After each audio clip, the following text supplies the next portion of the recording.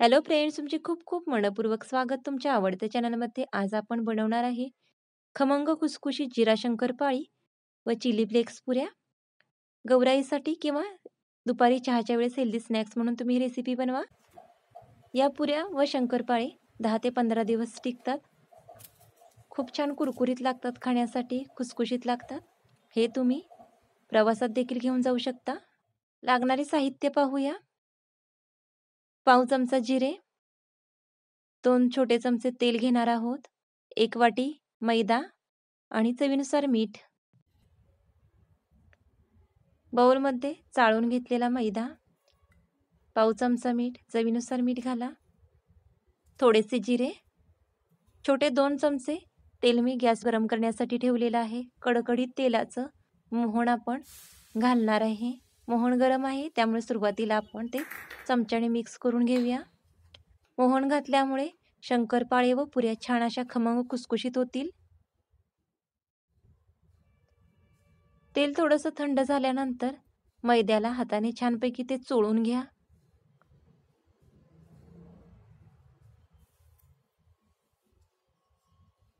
याच्यानंतर थोडं थोडं पाणी घालत आपण घट्टसर पीठ मळून घेऊया.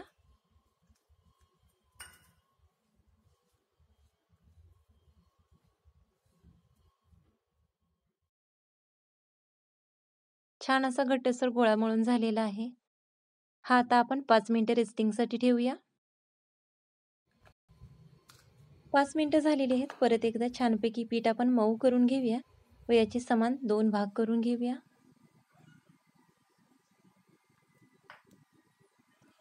एका गोळ्याचा छान असा पेढा वळून घेतलेला आहे व याची पातळ अशी चपाती लाटून घेऊया. छान अशी पातळ चपाती लाटून झालेली आहे. जेवढी पातळ लाटता येईल तेवढी पातळ चपाती लाटलेली आहे. जेवढी पातळ असेल तेवढ्या शंकरपाळ्या कुरकुरीत होतात. या ठिकाणी करंजीचं कटर आहे, त्याच्या साहाय्याने आपण शंकरपाळी कट करून घेऊया.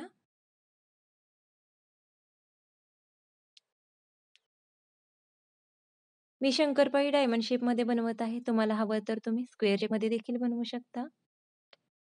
कट केलेल्या शंकरपाळ्या आपण प्लेटमध्ये काढून घेऊया.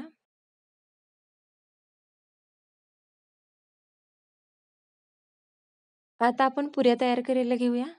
दुसऱ्या गोळ्यामध्ये मी चिली फ्लेक्स घालणार आहे. तुम्हाला हवं असेल तर तुम्ही लाल मिर्च पावडर देखील वापरू शकता, पण चिली फ्लेक्समुळे खूप छान चव येते. चिली फ्लेक्स नसेल तर लाल मिर्च पावडर वापरा.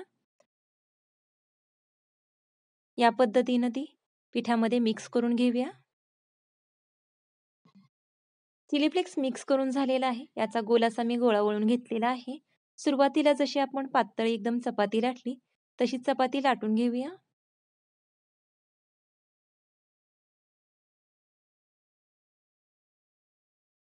छान अशी पातळसर चपाती लाटून झालेली आहे. चिली फ्लेक्समुळे खूप सुंदर दिसत आहे. या ठिकाणी मी छोटी वाटी घेतलेली आहे. वाटीच्या साहाय्याने याच्या आपण छोट्या छोट्या पुऱ्या बनवून घेऊया.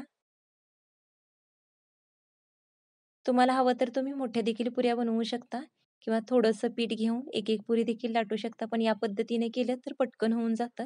यासाठी मी वाटीच्या साहाय्यानं पुऱ्या पाडून घेत आहे.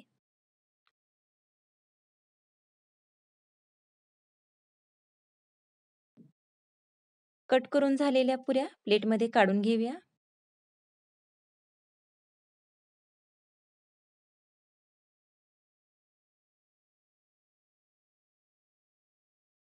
गॅसवर तेल गरम करण्यासाठी ठेवलेलं होतं. थोडंसं पीठ टाकून चेक करूया.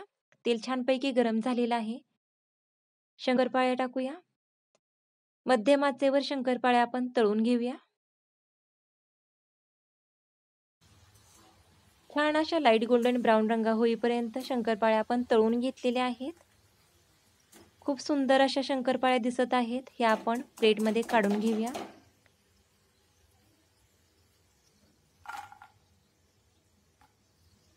कडकडीत तेलाचं मोहन घातल्यामुळे फोड देखील शंकरपाळ्यांना खूप छान आलेले आहे.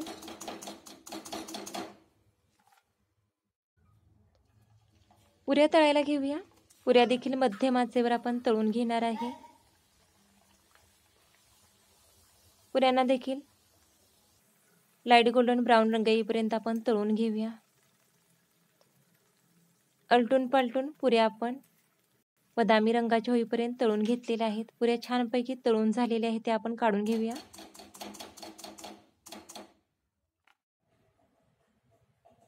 पुऱ्या आणि शंकरपाळ्या तळून झालेल्या आहेत. पाहू शकता तुम्ही किती सुंदर दिसत आहेत. कुरकुरीत झालेल्या आहेत, खुसखुशीत झालेल्या आहेत. या तुम्ही हवाबंद डब्यामध्ये 10 ते 15 दिवस स्टोअर करून ठेवू शकता. या गौराईसाठी तुम्ही या पद्धतीने शंकरपाळी व पुरी बनवा.